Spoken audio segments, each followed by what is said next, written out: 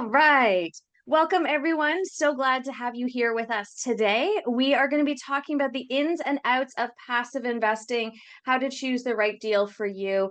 And we are so honored to have with us Chad Robinson, who I consider one of the foremost experts in Canada in terms of passive investing. He has a fantastic book, which Chad has very generously agreed to give to one of our webinar attendees today. If you are not the lucky person who wins it, I still strongly encourage you to buy it. We'll talk a little bit more about the book towards the end of the webinar. But Chad, thank you so much for joining us today to talk about You're welcome. passive investing and what we need to know to choose the right deals and opportunities for us. Awesome. Thank you for having me. I'm really grateful to be here as well. Oh, wonderful. Perfect. And we just have a quick little disclaimer. Elizabeth Kelly Consulting and Coaching, so that's my company. We do not endorse any particular attendee, participant, speaker, investment sponsor, anything else that's presented during the meetings. We cannot guarantee the accuracy of all information shared or shared by the speakers. A lot of the information that we share, Chad, I mean, you're obviously a licensed professional, but myself and a lot of my other guests, we're sharing based on our own experiences. So before you take action, always do your own research, including but not limited to talking to others about their experiences, and of course your legal and accounting teams. Then make your decision from a position of knowledge. Do not make a decision because, Joe's wife's cousin's dog said that this is a great investment opportunity. As always, at the beginning of my webinars, a quick little intro. If you are not familiar with Zoom webinars, hopefully all this still stands because clearly Zoom has done an update and things are look and feel a little bit different. I do use in the webinars both the chat and the Q&A function. So when we're engaging, if Chad asks a question, feel free, pop in the chat box, answer. But if it's a Q&A, a question that you would like Chad to be able to address at the end, please go over to the Q&A tab and actually put it in there, because that enables us to track the questions. Chad and I can see what questions people have asked. We can go back at the end. If you ask questions in the chat box, unfortunately, it'll likely be lost in the ongoing flow of the webinar. And when you are using the chat, you can see over here, please make sure you go to the drop down, make sure it says everyone. Otherwise, you're just messaging Chad and I. As much as we love to hear from you, if you'd like, to engage with everyone else in the room, you definitely need to click everyone. And I think that's it for housekeeping. Today's webinar is going to be about an hour long. Of course, we'll do the quick introductions. Then we have Chad doing the guest presentation. We'll try and leave enough time at the end for Q&A. If by any chance we don't get the opportunity to go through all the questions that are asked, Chad is super responsive. He has a great team. So I know whether you go to his socials or whether you contact him directly, I know that Chad will be very diligent about making sure you get the answers and the information that you're looking for. And then, of course, I'll be back at the end to do a quick wrap up. So as always, I am your host, Elizabeth Kelly, and I help new and experienced real estate investors strategically and aggressively grow their portfolios. What I'm spending a lot of time doing right now is helping landlords across Canada to find the right tenants, to choose the right things to do with their properties. Maybe they're upside down and they're struggling right now, but if you need help or you've encountered a situation, please do reach out. I would love the opportunity to be able to chat a little bit more and see if I can help you find a solution to your current challenge. Now, Chad has a very small bio here because he has done so much. So bear with me as I try and try and get through It's all of all Chad's good. accolades. So in addition to being an awesome person, Chad has nearly 3 decades of experience in the mortgage industry. He is the president of Align Mortgage Corp, which is a fully licensed mortgage administration company. And if you don't know what that is, that's okay. I didn't know until about 6 or 8 months ago, so Chad's going to explain that part of it. His expertise lies in private lending and development, and he boasts a portfolio that includes various construction projects, and those are challenging to underwrite. So that's part of the reason we have Chad here today. In addition to his role at Align Mortgage Corporation, Chad is a sought-after consultant, 100%, providing valuable advice and professional expertise to other private lenders and developers. Fully agree with that. His contributions to the field extend to co-hosting the PickYourLane.ca podcast and authoring the Essential Guide on Private Lending, Becoming the Bank, which is recommended reading for every single one of my coaching clients, whether they're doing private lending or whether they're looking for funds. Chad holds a Bachelor of Economics with a specialization in international business from Carleton University. His passion for real estate, combined with his commitment to personalized, comprehensive service, sets him apart for other professionals in the mortgage industry. And I couldn't agree more. Thank you, Chad, for sharing your expertise with us today. Wow, thank you very much. I'm really, like I said, honored to be here. Fantastic. So with that in mind, we'll say a quick hello to everyone. We've got people here from Kingston. Oh, we got Debbie. Hello, everyone. I always love seeing everybody going, hi, hi, hi, and saying hello to each other because, this is like a networking meetup, but not. Mm-hmm. Oh, and we got That's good. Wendy, Allison. Hello. All right, Chad. Oh, All right. Walter. Glad you guys could join us. All right, so we'll let you get started, Chad. We'll give you as much time as possible, and Awesome. I'll be back at the end to help you Perfect. facilitate Q&A. Perfect. Feel free. And I think the way I have my Zoom set up, I don't think I'll see the questions. So Elizabeth, if you see a question in the chat or something that you think I should address, please pop in and let me know. Absolutely. And I'll do my best to sort of maintain everything and keep it all running behind the scenes for you. That's amazing. Well, thank you so much. And again, I really appreciate being here, and I love sharing and educating. And I do this because it's one of my passions. And as Elizabeth said, I've been doing this a long time. I started selling real estate, or I got my real estate license when I turned 18. So I was really part of a real estate family. My mom and dad owned Essential 21 here in Ottawa. And there's a joke that I was born when my mom was writing an offer in the hospital. And first, for many years, I thought it was a joke. And then I actually now don't think it is. So I've been doing that forever. And I realized that I didn't really like real estate. I didn't like selling real estate. And very quickly, I realized that I liked the mortgage side better, and the numbers and structuring the deals. So back then, when we were still doing things with fax machines, I decided to become a mortgage broker because I had a real estate brokerage. It was one of the licensing options way back when. And I still hold both licenses because I really believe licenses are a shield. They let us do things illegally and ethically, and also have great insurance. So fast forward a couple of decades, and been doing residential and commercial mortgages forever, run big brokerages, brought one brokerage up to 150 salespeople, and then realized I really didn't like being a babysitter. So I just wanted to come back down and do really bespoke lending. And that morphed into just doing private lending. And 5 years ago, I took the advice of Tony Robbins and said, burn the boats, do what your passion is. So I sold my mortgage brokerage and opened up Align Mortgages, which is a mortgage admin and private lender. So all we do is private lending all day, every day. I've also, as Elizabeth mentioned, I've built a bunch of houses and did conversions and severances and sort of almost anything that real estate vertical I've been involved in one way or another, and landed at my passion, which is private lending. But as I get going. So my disclaimer is basically, you guys need, this is just education. I'm not a financial planner. I'm a licensed mortgage agent or mortgage broker, licensed administrator, and I did do some securities training as well. But if you're going to do any investment, you really need to work with a licensed professional. And that's a theme you're going to hear throughout this presentation, is really making sure you're working with the right professionals. So what is passive income, right? Why are we here? Well, it's really income that's earned without a lot of effort. And the question is, what is that effort? Some people think that just owning a rental property is passive income, or other people think that no, that's active income. So there's a couple different variations, and it's really personal. So I kind of view owning rentals, just regular rentals, a single family home, as more passive. But my mom would disagree. She really just prefers now mortgage side. She goes, that's too much work. I don't want that anymore. So it's really something that you need to look into for yourself. Active income, obviously, is you're really working. So a flip to me is really active income in real estate, because you're forcing appreciation. Where if you're just holding a residential property, for example, and the market's appreciating 10%, well, that 10% is truly passive income. Once forced, once passive. I know it's, I like to always start at the basics, just in case, sometimes people, this might be their very first webinar in the education or the real estate world. So I kind of like to cover the bases. And a lot of the advantages of passive income, who doesn't love passive income, right? We're sleeping and we're making money.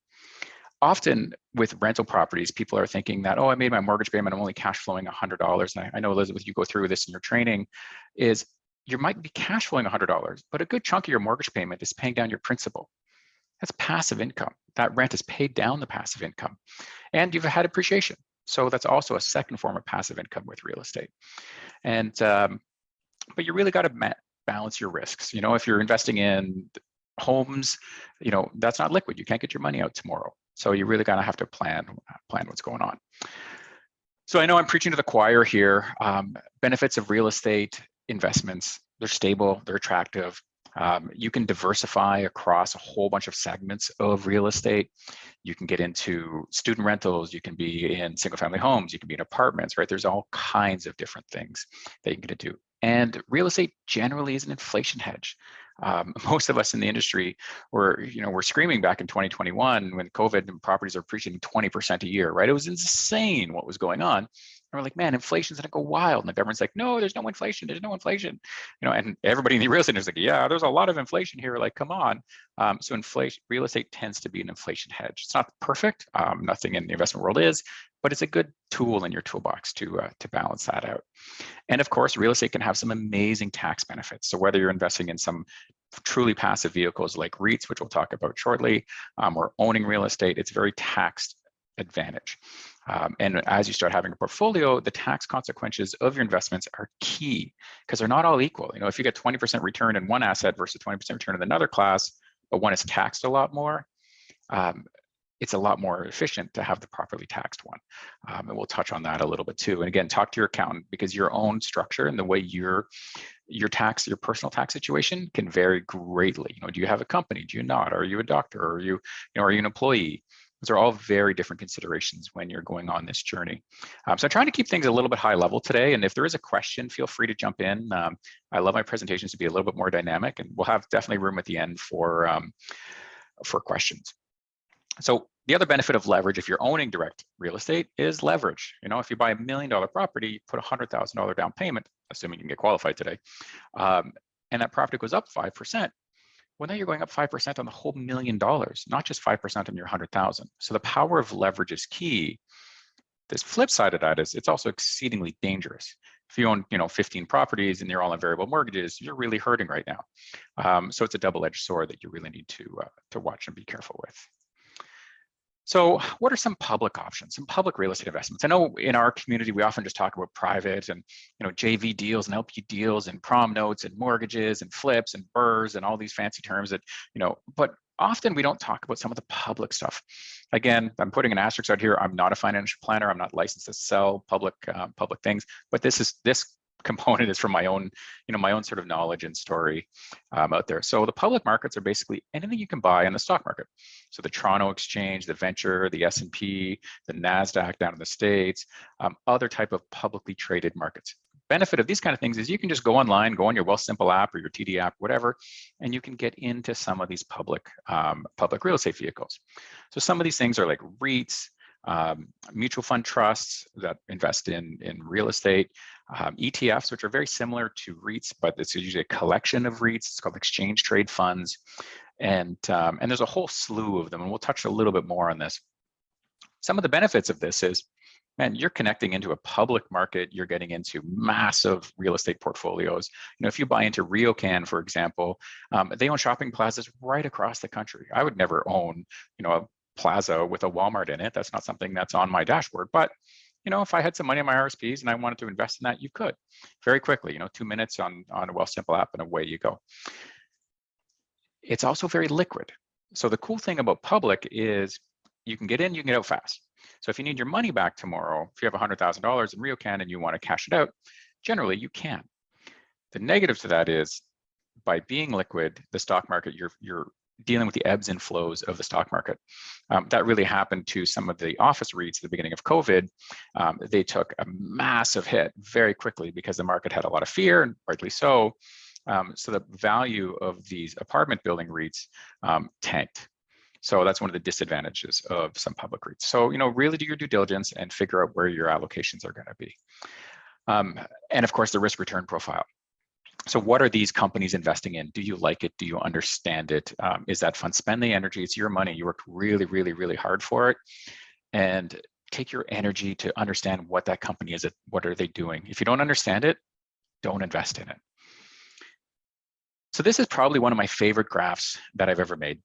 And it is really simple. And I want this to burn in to your brain because it's just risk to return. On the left side, no risk, 0% return, right? You leave your money in your bank account. Well, you're kind of losing money right now, but it's zero risk. You're not going to lose it. And you got low in the 4, 5, 6% range right now. You know, a GIC, you can get 5%, 6% in a GIC, and that's pretty darn small risk. If it's less than 100 grand, it's zero risk because the government is backing it up. All the way to high risk at 18%. You know, Elizabeth and I were talking last week, I believe, about some of the prom notes that are going out there right now, and they're all over the market. People are chatting about them on Facebook and Instagram, and you know, I got 18% and 25%, and sometimes in the real estate clubs, you hear, oh, it's really secure. You know, it's my name, and here you go, and I'm going to pay you 25% and pay you back in a month. Well, that's really far on the spectrum. You're really high risk, high return, which is fine if you understand it, and if it's not your whole life savings, and if you're not borrowing enough a line of credit. Unfortunately, I've heard many stories lately of people investing in prom notes in particular in Ontario, and they've taken on their line of credit and they've bought hundreds of thousands of dollars of prom notes from people, and they're losing their money. They're going to have zero recovery or a few cents on the dollar. It's really, really sad. So don't do that. That's why I like to burn this graph into people's brain. And it's okay if you're like, okay, I'm going to invest $10,000 in this risky investment, and it could not just be a prom note. I'm just picking on prom notes today. It could be a really high risk stock. It could be Bitcoin, right? It's okay as long as you know you could lose that money and you're like pissed off, but it's not going to devastate your retirement or your family. So just be careful. In the middle of the spectrum, it's a balance.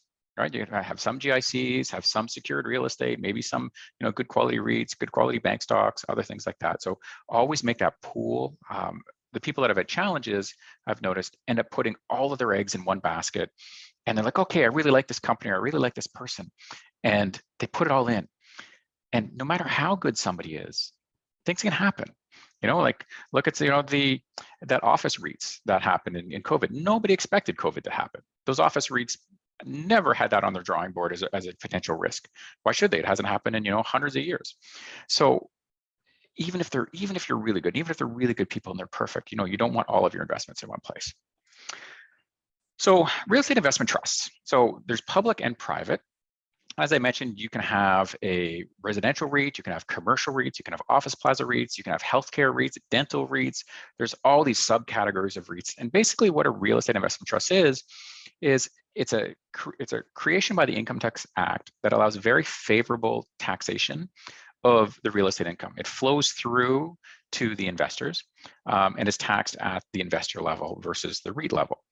And it's also, you can pass along depreciation of the assets. It's very, very tax efficient. So that's why you see a lot of these companies, a lot of the wealthy family offices and wealthy investors investing in REITs. They get direct real estate ownership, something that they want to be involved in, but there's no management.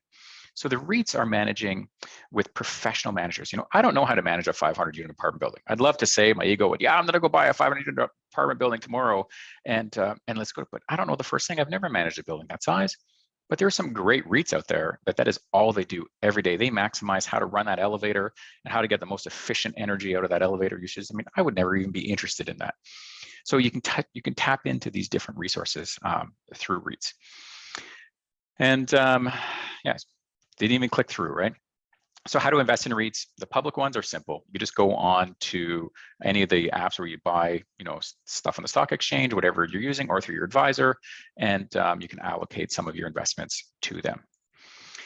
So private REITs, on the other hand, can be very, very large, but they're not traded on the stock exchange. They're not a public company. They're still a private company. And some of these are billions of dollars big.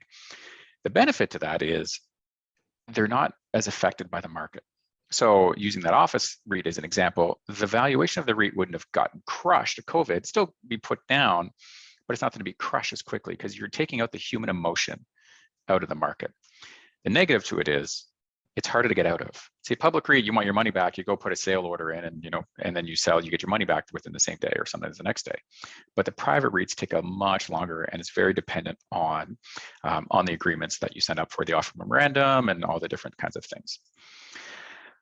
So these two slides are not fun. I kind of apologize up front every time I slow them, but I put this here, or show them, I should say, just to make sure people are aware. So anytime you're investing in people's property, they're doing a joint venture, they come invest in my apartment building, come invest in this thing.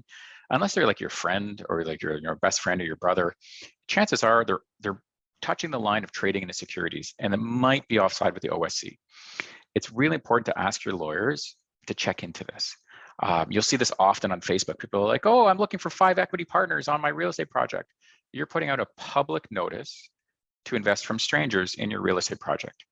Chances are that's probably offside with any of the securities regulators, unless you're structured and you're set up right. So if you do want to invest in these projects, I always recommend going through like an exempt market dealer. Definitely talk to your lawyers first, because if they are going through an exempt market dealer, they've already been cleared by the exchange commissions and they're licensed and regulated. On the flip side, if you're lending, the other thing I see often is people asking for money or giving money that aren't licensed. They're not a mortgage broker. This is an Ontario slide, but most provinces have something very similar. If you're lending money, make sure you're working through professionals. If you're borrowing money, make sure you're working through professionals. And make sure they're licensed professionals. And the lawyers don't count, because the lawyer's job is to look, they're very, very narrow. They're only looking at, is that document legally binding? They're not really generally underwriting a file. They're not saying, is this a good investment or a bad investment? Some lawyers do, but for the vast majority of them, they're not. Their job is register this mortgage. Is it a legally registered mortgage? Yes or no?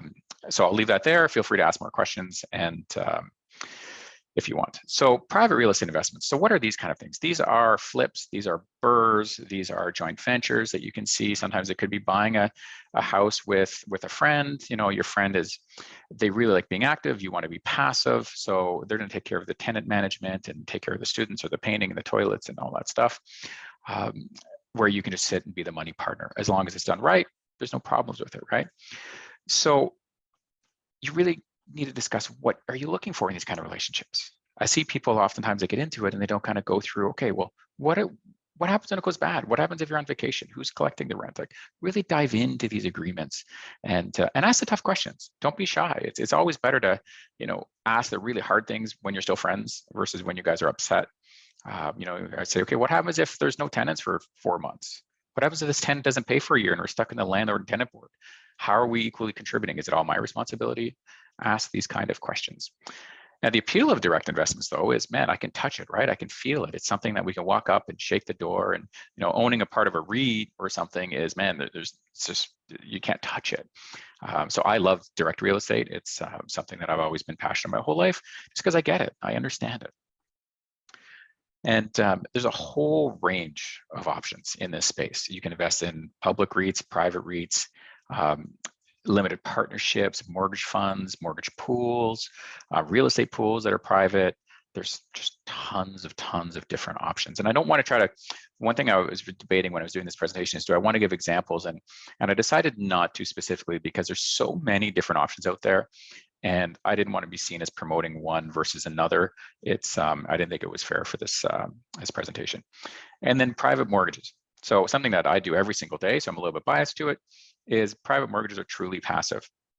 You lend the money and the borrower pays you back, and that's the extent of your involvement, right? Every month you get a check. And there's pooled options, and then there's direct options. So you sort of have the same thing as like in real estate, you have the pool versus the direct ownership. So am I going too fast, Elizabeth? Do you think we're 30 minutes in? I mean, I'm doing okay. How's everybody doing in the chat? Type in the chat. Tell us if the timing's okay. We're not going over your head. Just to clarify for everyone, you will be sent this recording. It'll be posted on my YouTube channel. You'll have access to it by the end of the week. So if there's anything here that you missed, you of course can go back. And Chad, the feedback is phenomenal. Everybody's saying good, good, good, perfect, excellent. Giovanna says goof, which I'm assuming means good. So you're doing an awesome job. Keep going. All right, great. All right, so limited partnerships. This is something that's been in Ontario forever. And most big projects, most apartment buildings, most shopping plazas that you go by are all owned in a limited partnership. So there will be a whole bunch of wealthy people that get together and they invest in this property, and then the manager goes and buys that, the shopping plaza or whatever. REITs also have, so the real estate investment trust is up top, and below that, the REIT flows into an LP or limited partnership, and that LP is the one that actually buys the units. That's how the structure works. Nothing wrong with them. They're a great resource, and one of the reasons they exist is to protect the investors. So limited partner means you as the investors would be limited partners in that deal. And it protects you from the liability. So if you're a building owner and you're mismanaging it and you own it in your own corporation, I mean, I'm really simplifying this. So if there's lawyers in the call, don't shoot me. But somebody slips and falls and it's deemed that you mismanaged that property, you could potentially, as an owner, have liability for that slip and fall, even though you have insurance and et cetera, et cetera. But as a limited partner, you don't have any liability in those real estate things. A big one is environmental contamination. Environmental contamination goes with the corporation that's there. As a limited partner, that's not something that you're ever responsible for. So you're limited at most to the risk of your investment. You put in 10 grand, your risk is 10 grand. It can't be more than that. So that's one of the big advantages and why it's legally used often. The other kind of fun thing on the other side is crowdfunding platforms. So this has been really coming up lately. In the last, I think it was 10 years ago, they started coming out with it. It's really becoming in vogue now. COVID really popped this up. And it allows for these kind of funky products that are really, they're put through exempt market dealers, but your max, usually I believe it's $10,000 a year is the maximum investment that you can do. Most people are putting in $500, $200. I know one crowdfunding platform that takes people in is $50 at a time. So they're like, oh, cool, I own a shopping plaza. I own $50 at the shopping plaza. It's neat. What I kind of have trouble with just on a personal level, and I haven't spent the energy to super analyze this, but if you have 4,000 investors on a real estate deal, the compliance and payroll on that, or just in paying back the investors, I can't imagine it would eat up any of the returns. But they seem to be doing it really well, and looking into it. I have seen a lot of crowdfunding platforms right now, properties showing short-term rentals, but done the right way. So because the Airbnb, as you know, is getting crucified everywhere, these are short-term rental opportunities that are coming up as they're basically hotels, but they're taking apartment buildings and they're converting them into short-term rentals, licensed, legal, because they're in a hotel zone. And I thought that was a neat, that's a neat strategy. I personally connect with that one.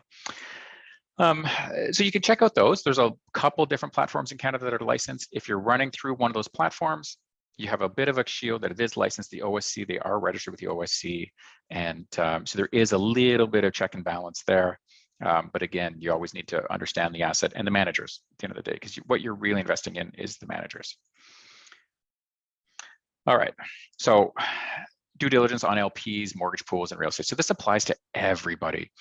There's a lot of opportunities around that you'll see, especially if you're going on any of the Facebook groups or any of the real estate networking events, right? There's a lot of LPs talking about, and on Facebook, I don't know, because I type in real estate and it hears me talking, Facebook will, after today, I'm gonna get, all these ads for real estate pools.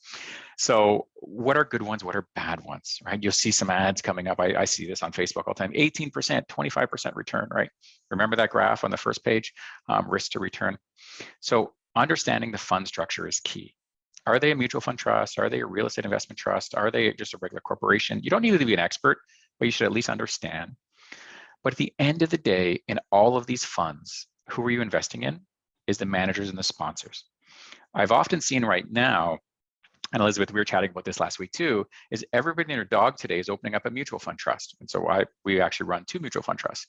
And because we all need capital to grow our businesses. And they're a great, home builder. They're swinging the hammer. They're making great homes. They do an amazing job building homes, and they're super successful and have a great reputation of building homes. And they say, but I want to grow. I want to scale. I got to go buy land, and I want to do this, and it's going to take 5 years, and blah blah blah blah. So they say, I'm going to open up a fund. Great, no problem. They'll spend 150 grand. The lawyers open up this builder a fund. But what they don't understand is the next step of that is managing the fund. The securities compliance, the risk, just the day-to-day stuff, it takes a lot of work. And you can be a great home builder and a really horrible fund manager. They're not mutually, they're not mutually conductive together. So if they don't have the right sponsors that have the fund experience, I'd be very, very cautious if you're investing. So ask that question. Great, I know, Bob, you built lots of great homes. I love your product. Who is running your fund? And if it's only him or her, then say, okay, well, what experience do you have running funds? And if they don't have any, then I would say probably not the best investment right now. Choose somebody that has experience running funds. And then the portfolio analysis. So I know it's a big word, right? But what are they investing in? What are they building? What are they doing with it? There was a mortgage fund out of Toronto, and if you Google it, you'll probably find out pretty quickly. They were investing in second mortgages in Toronto at 95% loan to value. This is going on for years. And they were paying 16% return, 17% return. And it was like, everybody knew in the industry, what are you doing? How are you lending 95% loan to value? Like, you got to be crazy. And sure enough, the beginning of the pandemic, when people got a little bit skittish, that fund is now gone. The investors there are getting zero out of their investments because the product wasn't reasonable. It wasn't acid tested to deal with any downturns. So just understand what they're investing in and make sure you're comfortable with it. And again, if you're doing that, let's say you're investing in that fund that I was just talking about, and it was 10% of your portfolio, and if you lost that 10%, it sucks, but you'll get over it. Okay, that's fine. You've weighted the risk. Just don't invest all of your money. Again, risk return, as I was just talking about, make sure they're legal and compliant. Check with your lawyers. If anybody ever questions you showing an opportunity to your own lawyer, run. We often get that to say, can you send it to my lawyer? I say, by all means, here's my paperwork. It's been vetted by about 200 lawyers so far. I've never had anybody come back with it, right? And quite frankly, if a lawyer does, I'm like, oh, great, good catch, right? We're always evolving, but nobody should ever be scared to have their documents reviewed by third-party lawyers. So private lending and real estate. So one of my passions, which I kind of think is the most easy, it's the most accessible option for investors to get into passive income in real estate really, really quick. You don't need a lot of money to lend privately. You can start as little as 10 grand. You can do first, seconds, you get into pools. There's companies like mine that bring investors together, and some people just do direct investments. They want a small second mortgage for $20,000, and you can put it through RSPs, your RESPs, anything registered accounts are accessible to private lending in Canada. It's really quite easy, which is great. So what is private lending? For the people in the room that don't know, it's basically an individual person, an investor, is lending money to an individual borrower. It's as simple as that. People have been lending money for thousands of years. It's not rocket science. The great thing about private lending is you actually you're registered on the house, typically the house, if not another property. So you have security. If things go bad, you have a real tangible asset that you can sell to get your money back. Now the key is to lending, you got to make sure you don't over leverage. You don't lend them too much money, or that security is really worthless. If you're lending 120% loan to value, you're not going to get your money back, right? The common question I get is, who's borrowing private money? Why do people need it? So often I get investors or borrowers that come to us because they're going through a divorce. It's a very common thing. The banks won't touch them until their separation agreements are finalized. Husband and wife are bickering, yelling back and forth. It takes a year before that agreement's finalized. Banks won't touch them. So they come to a private lender in the interim. They need to buy one of the spouses out of the house, get some money out, deal with the lawyers or whatever. So we see that often. A lot of real estate entrepreneurs, we want to buy a property, we want to buy a flip, and I don't want to deal with the bank. It's a quick, we can close in a week. So there's an options there. And then there's people with bad credit or self-employed that they just don't qualify for whatever reason with the banks. Lately, believe it or not, people are taking private lending because the interest-only payments are less than the payments with the banks. When you're having Scotiabank or TD Bank, sometimes it's 7.5%, 8%, 20-year AM, at 10% first mortgage is the same price. We can close in 2 days. They take 2 months. So we're seeing that a lot, which is really shocking actually right now. So the roles in private lending, obviously you have your lenders, you have your lawyers, appraisers. Always use licensed appraisers. Every single time if somebody says, oh, I don't want to use an appraiser, run. You always need an appraisal. So one of my favorite quotes, we don't know if this is a true quote or not. I actually tried to investigate this for my book, but my editors came back and wouldn't let me include it. But compound interest is the 8th wonder of the world, and he who understands earns it. He who doesn't pays it. And I think about that often because, man, you're right. It can really catch you off guard if you're not paying attention to the interest. I ran this analysis a couple of years ago, and I just updated it for this year. If you put $10,000 in a mortgage, 8% return, compounded, or $10,000 in the TSX. Today, you'd be $25,000 in the TSX, you'd have 60,000. That's 60 or 50? 50,000, sorry. If you're invested in a mortgage, or even an 8% bond for that matter, it doesn't matter, just straight up compounding interest. And it's really powerful, right? This is a really powerful slide, at least in my opinion, because this is boring. Put 8%, just let it there and grow. Man, that's boring, but it's powerful. So private lending and mortgage funds. So mortgage funds, really, we do all the vetting. They're supposed to go out and source the mortgages, underwrite the mortgages, deal with the mortgages, deal with all the problems if there is any. The investors participate. in the returns, whether it's through a dividend or a drip type of scenario, and you need to manage the risks and returns of each portfolio. So if you were investing in that fund in Toronto at 18% as a second mortgage, right? That's a really high risk, high return. Direct private lending, on the other hand, is pretty simple. You decide you want to invest with Mike, and you just kind of go through the lawyer, go through a mortgage broker like myself, and set up the mortgage commitment, the mortgage paperwork, do your underwriting. Now, I'm simplifying this, obviously, for the sake of time here. I can talk for a week on this, and we just recently did another big underwriting course. But it's really, the process isn't complicated. It doesn't need to be complicated. Just know that you want enough security in the property that you're lending on, that if the market goes, you can get your money back. When you clear away all the other clutter and all the other noise and all the other fancy stuff, is there enough equity in the property? And that's really what it comes down to. So what do we do at Align? How are we different? So we're a mortgage administrator, which is basically like a property manager for money. So if you have an apartment building, you quite often will say, okay, Mr. Property Manager, you get my tenants, you take care of all the fuss and the muss, you collect the rents, you pay me every month the net of any expenses, and you take care of all the problems. I really don't want to hear about it. I just want your report. That's what we do as an administrator. We're licensed by the OSC. We got boatloads of insurance and all that stuff. We're heavily regulated. So we do the risk management, the compliance, the auditing, all that good stuff. I don't want to go too much in this. This isn't about a sales presentation. I just want to let you know what we do as an administrator. Same thing as all the previous slides, the management of the company is key. There is other administrators in Ontario, and some of them are really great, some of them not so great. But at the end of the day, you own these mortgages. They're not our mortgages, just like a property manager is working on behalf of the investors for a building. It's your building. So in this case, if we're ever managing money, it's your money, not ours. The pool on the other side is a little bit of a different scenario.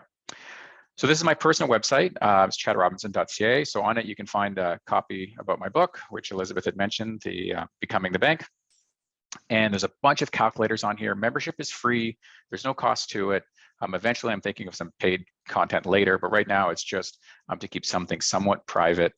This APR calculator is really interesting. You can get offside really quickly with the criminal interest rate on small loans. So I built that just as a tool, and you got some checklists, how to read appraisals, and some of those other things. On here, if you just put your name and email, click submit, you'll get a copy of my private lenders checklist in a couple of minutes sent to you. So if you do want to do any lending, I'd recommend at least get that checklist. And that's sort of the high level. It's 40 minutes. It's right on time. That's a lot of info. Thank you so much for that, Chad. And we have a bunch of questions. Are you ready if we dive right into them? Fire them away. Okay, perfect. So Jen said people are losing money on prom notes right now. Have these incidents recently increased in your experience? Yeah. Oh yeah.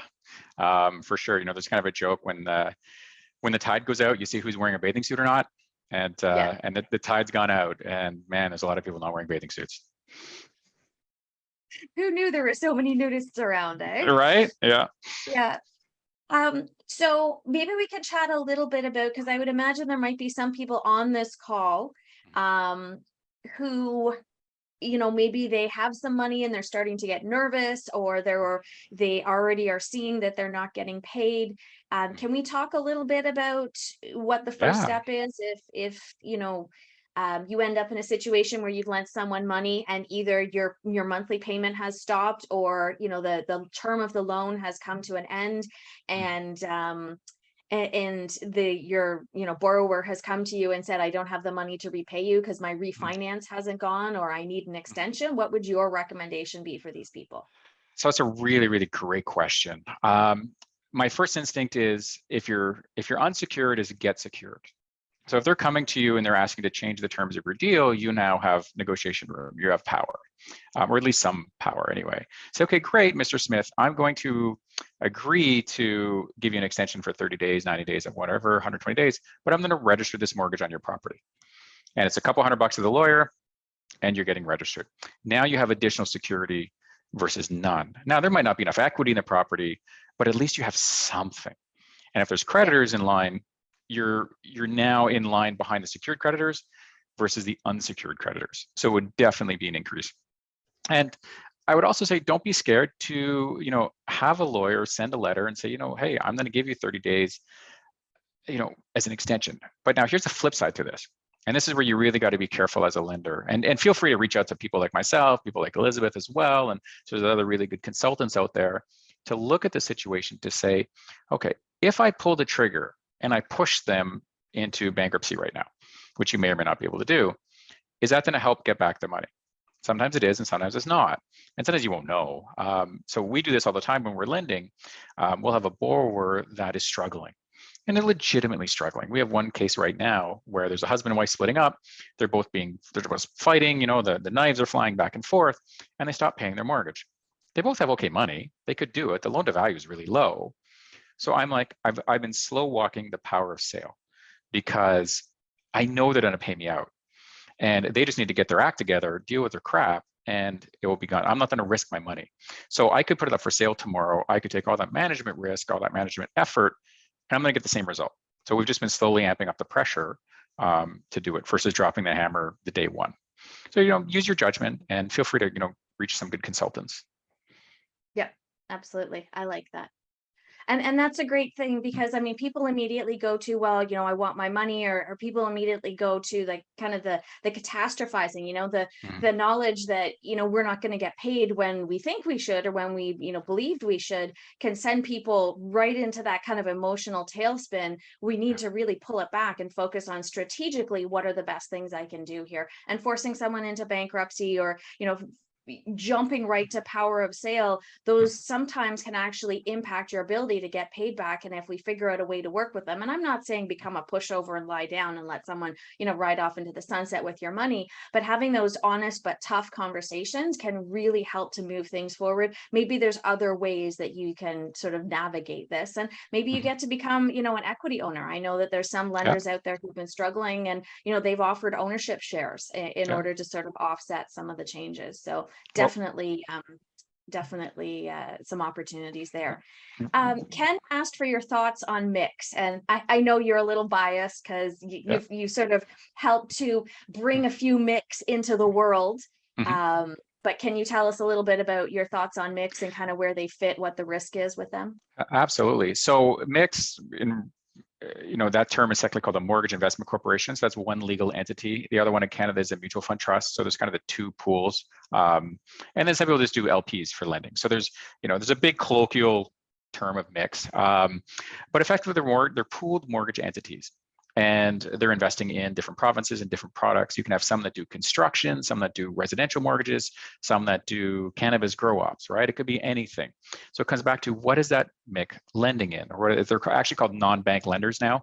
What are they lending in? And does it make sense to you? I'll use that example of that fund in Toronto, which was a MIC doing 95% second mortgages in Toronto. Like, no, everybody could look at that and say that's going to explode. The balance, though, is if you're doing a first mortgage MIC and that is only doing major urban, so Ottawa, Toronto, GTA, that kind of thing, your yield is going to be kind of low, right? Because if you're doing just first mortgages at 65% loan to value in Ottawa and Toronto, you're probably only paying 6-7% to your investors. So it's almost GIC money. So there's this balance. Are the principals good? Are they investing in the right thing? They can be great, and they can also be pretty high risk. I know that's not a direct answer, but that's the that's the truth of it. Mm-hmm. I think a lot of this, always when we're talking about private money, is it really fundamentally comes down to who you can trust. And it's really your responsibility to decide who you're going to give your money to. And, you can ask for, oh, can you give me references? Like we all know, Chad, if you worked for someone before and your relationship didn't end well, you're not going to go, hey, call my boss at this job, because they're not going to say nice things about you. So people are only going to give references to people who, are currently happy with them.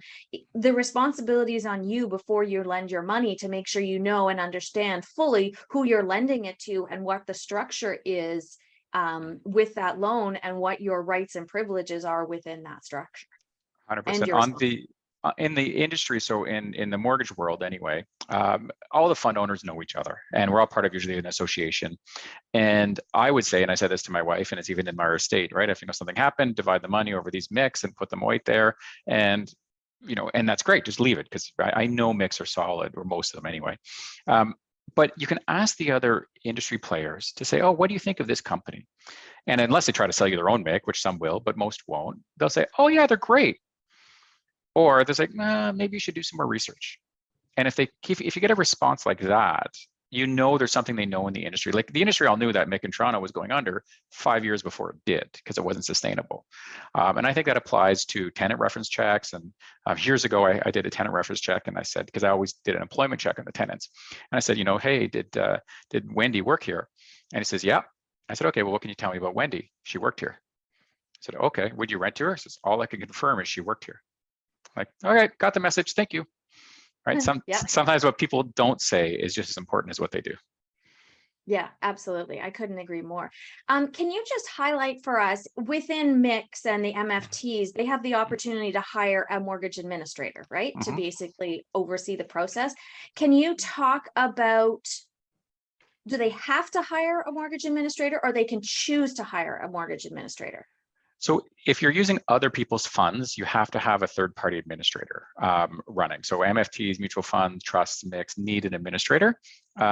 However, most of these MICs just went and got their own administration license. So it's their own, there's like, I don't want to use any names, but fund A name, and then the same company has their own administration company there. So there is still different oversight. We have to have audited financial statements. We have the regulator looking at our books. They come in and do audits. So there's checks and balances there. But now, if you only have your own LP, which some funds are just a limited partnership, they don't need an administrator because it's their own money. Gotcha. So if someone was self-administering their own funds, does that add security or remove security? Because I would think hiring an independent mortgage administrator like you would add an additional layer of protection, in terms of now there's another set of eyes looking at things, going, are you guys doing things properly? Are you acting with integrity? Are you building a Ponzi scheme and I don't know anything about it? 100%, right? Third party generally is always better. But the counterbalance that is, it's more expensive. Yes. So, when the fund is paying for yield, there's this balance. If it's a decent sized fund, their administration is generally good. But as a third party administrator, we're administering for 3 funds right now, 4 actually, and about to bring on another national one. So I think it's great. That's one of the reasons I opened up this business. Okay. So that would be something that people should really look for is, I mean, obviously if they have to, they have to, but, taking a part of our due diligence process could be, who is the administrator? Are they connected to the fund itself, or are they an independent third party, unbiased group that's overseeing the administration of it? 100%. Fantastic. I love that. And just for everyone attending, what I usually recommend is that we do something called creating our rules of engagement. So this is where we come up with a list of things that must be present in a deal for us to feel comfortable in order to move forward. It enables us to make decisions more quickly. It also prevents us from sort of that waffling that sometimes we do, where we're like, do I want to do this deal? Do I not want to? When we have really clear criteria in terms of what needs to be present in order for us to be comfortable moving forward, this might be one of those things where you say, you know what, I want the benefit of having another set of eyes on what's going on within this corporation that I'm investing in. So I want to make sure that I see a third party administrator.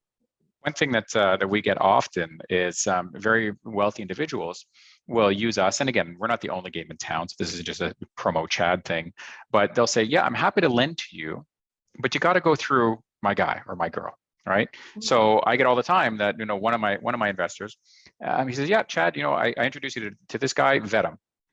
And I'd say he gives 10 referrals for every 1 call I make, because people know that if you got to go through a third party, that it's not going to pass the muster. So they don't even try. Yeah, absolutely. And sometimes it becomes cost prohibitive. Sometimes, if you're just a small limited partnership, you might decide to go with sort of a JV type structure as opposed to, the bigger structure. Yeah. But there's accountability that gets moved around within that. So you want to make sure you're talking to people who understand where the accountability will fall and the rights, privileges, and responsibilities on both sides.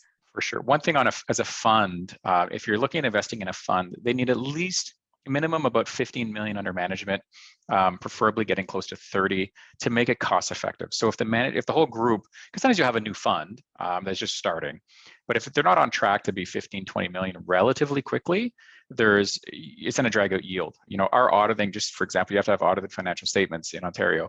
Our audit is $30,000 per fund, just for the audit. And that's done annually. And that's done annually. So that eats into revenue and yield pretty fast if there's not enough mortgages there or real estate, whatever it is, to pay for that. Yeah, absolutely. Interesting. Okay. Okay, so let's get through a couple more of these questions. I think some of them will be pretty quick for you. Sure. Wendy said, if you are registered on a property when lending, is there a way to check to make sure they aren't over leveraged on that property? 100%. So if it's coming through a mortgage broker, they'll have the copy of their first mortgage on their credit bureau, as well as you ask for a mortgage statement. So, you know, if it's a $500,000 property, you get a statement that shows it's 300,000, right? If you're putting 50 grand, you know, you're fine. So the lawyer can also check on that as well for you. It should be part of your mortgage paperwork. Perfect. Fantastic. And then we had Jesse Towns here from Streetwise Mortgages, and I know you and Jesse know each other. And then Jen Allen is also has also been chiming in, and Jen is a lawyer. So we've had some good counterbalances in here too. Nice. Jesse says hi, Jad. Okay. So where do you see interest rates in the first quarter of 2024? Because I guess we'll just get everybody who might have an opinion to weigh in. Yeah, exactly. I'll get my crystal ball going. So I think the first quarter, all the economists are saying we're going to be pretty much stable first quarter. There's a fair number of consensus from all the executives of the banks that second quarter we're going to see a little bit of reduction, and hopefully a little bit more in third. My personal favorite economist is Benjamin Tal from CIBC. So just Google Benjamin Tal. And he's phenomenal. For the last 20 years, I've been following him, and out of all the economists, and again, this is my opinion, he tends to be the most right. It's a bit like reading tea leaves, but that's usually who my go-to is. Perfect. Okay, fantastic. All right. Do you think REITs will recover in 2024? Why or why not? So yeah, I completely think most of them will. The office ones are a little bit of a bigger challenge. Many REITs were sitting on buckets of money, like buckets of money before the pandemic. And then they borrowed more buckets of money at 2% interest on 5-year, 10-year money. So they're hugely capitalized. That's part of the reason why the values went up so much. The problem is they don't have a lot of product to buy. But when the market shifts, it now creates opportunity. And so if somebody's sitting with these buckets full of money, they can come in and they can buy underperforming assets. They can buy office towers for cents on the dollar, convert them into other things. So I think many of the well-established REITs that have good management in them will do exceptionally well. There will be some casualties, of course, but I'm pretty optimistic for that. Gotcha. Love it. Okay. Okay. What's the maximum loan to value you recommend for first and second mortgages? What are the current rates for those types of mortgages? Great question. I never go over 80% as a rule. It's very rare. I think I've done it once in my life, going over 80. And that's also dependent on the market you're in. So in Toronto, as a condo, for example, I'd be probably topping out at 70% loan to value right now, maybe even 65. Now, I'm not going to do a lot of deals, and we don't do a lot of deals in Toronto or GTA of condos because of that. They're like, I get it all the time. I quote, okay, I'll do 70%. And they're like, oh, somebody's doing 85. I'm like, well, good luck to them. I'm a conservative lender, right? So we kind of protect. I'd rather keep the money in the bank than risk it on something really high risk. So the first mortgage rates right now are between 8 and 10%, plus 2% in lender fees. And second mortgages are running 12 to 14 with 3 or 4% in lender fees. That's kind of the median of it. And there's some cheaper, there's some more expensive, but that's kind of the average. Yeah, perfect. That's fantastic. There was something you said that I was going to add on to as well. You have such great answers for everything. You have such great information. If it's real estate, it's my jam. Yes, it certainly is. So Zane had said, how long does it take to pull RSP to do a deal from start to finish? Well, if your RSPs are already with like Olympia Trust or Canadian Western Trust, which are the two most common, but Olympia is pretty much owns the market in this. If the money's already there, we can close a deal the next day through our office, but let's say 72 hours. If it's not in Olympia Trust, it can take a week or 2 weeks or 3 weeks to move your money over to Olympia Trust, get the account set up, and then do the deal. So it really depends on where the money is currently. Gotcha. Okay, perfect. And the last question before we wrap up for today, how are private loans typically paid back and what is the typical term? So most terms are 1 year, although since COVID, they've stretched into about 18 months before they're paid back. People's exit plans have been slower than expected. So you're really, when you're lending money to somebody, think about, is the exit realistic? We often get deals in, and I like to pick on Brampton because they always seem to come from Brampton. But it's like $1.5 million home, and they want a private mortgage of $1 million, and the owner of the home is a security guard. This was an actual file, making $15 an hour. And I said to the broker, I'm like, well, what's the exit? Well, I'm going to bring it to Home Trust and refinance it. I'm like, Home Trust is never refinancing this guy. He's a security guard. He'll never afford $1 million mortgage. And he says, oh yeah, I'll just refinance him. I'm like, with who? Right? And he didn't have an answer. So we of course declined that file. So ask, how are they getting out of it? And just, oh, I'm going to sell it. Okay, well, can you sell it? Are you sure you can sell it? Is the market drops 20%? Can you still sell it? Like, ask those tough questions. Don't be in a rush to lend out your money. It's and you'd be shocked. But just by asking a few questions, a lot of people drop off the map because they don't have answers or they haven't thought about them. Yeah, and there's a lot of people, like, let's be 100% honest here. It's really tough right now for mortgage brokers and lenders. So if they see the opportunity to do a deal, you know, they might be recommending stuff that they might not have recommended 2 years ago when they were so busy they were run off their feet, right? And that's 100%. not a slight against anyone. That's just the reality of the economics of the situation. So even if you are finding private lending deals through mortgage brokers, I would never recommend that you do a deal because you're relying on somebody else to do the due diligence. You have to know how to vet a private lending deal, even if your finding source is a mortgage broker. It's a backup, but it is not a fail-safe. And when the papers are signed, the mortgage broker gets paid and rides off into the sunset, and you're left holding the ball with whatever you signed up for. So I don't know how to 100%. more strongly say, Yeah. don't get involved unless you know what you're getting involved in and with who. Absolutely. And ask the mortgage broker or who's ever bringing you the deal. First of all, if they're presenting you with a mortgage, they need to be a mortgage broker in Ontario. If they're not a licensed mortgage broker, run away because they're not licensed. Then you have zero recovery. But if the mortgage broker, if their client is, and you'll hear this often, oh, he's a regular client of mine. He's buying this property or she's buying this property or whatever. Okay, well, how many deals have you done with this client? And how many deals have you done with me? Where is your loyalty going to lie in a pinch? So that's the first question. We're a little bit different. Our shop is, we only do lender representation. So we only do one side of the fence. My job is to maximize the yield to the investor. I found it, you know, when I made this decision to open up this company, I'm like, I can't have two masters.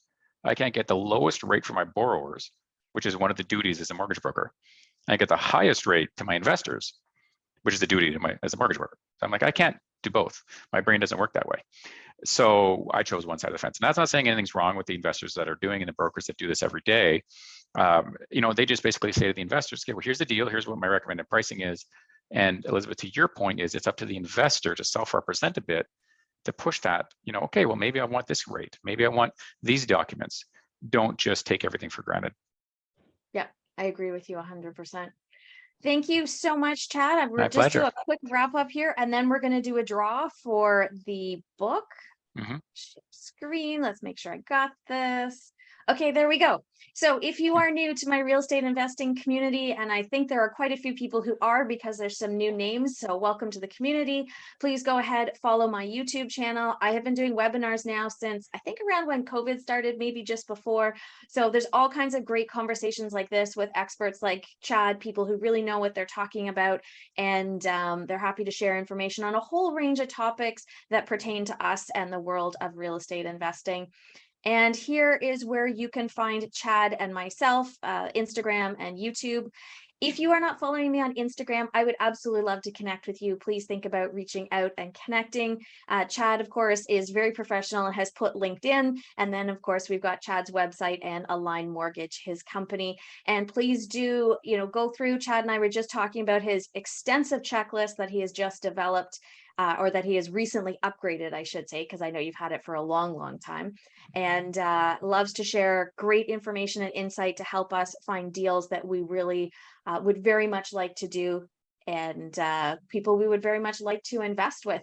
And Chad, if you can pick someone between the number of 1 and 70, Chad has an autographed copy of Becoming the Bank that he is going to send out to your home. So Mary Beth will take a look at the list of people as they came into the webinar today. And what's your number between 1 and 70? Number 55. 55. Okay, Mary Beth will take a look and she will let the lucky winner know, and we'll reach out and grab your home address or your business address where you'd like Chad to send the book. Awesome. Thank you so much to everyone for coming today. You guys were amazing. Thank you, Chad, for joining us. And I wish you guys all the best. As always, if there is anything I can help you with, if you are stuck, if you are struggling, please reach out to me. I would love the opportunity to chat a little bit and see if I can help you get unstuck and keep moving forward, because honestly, this is an amazing time to buy. I agree. So wishing you guys health, happiness, take care of yourselves. We'll see you again soon. Thank you again, Chad. You're welcome. Thanks. You're welcome. Bye, everyone. Bye.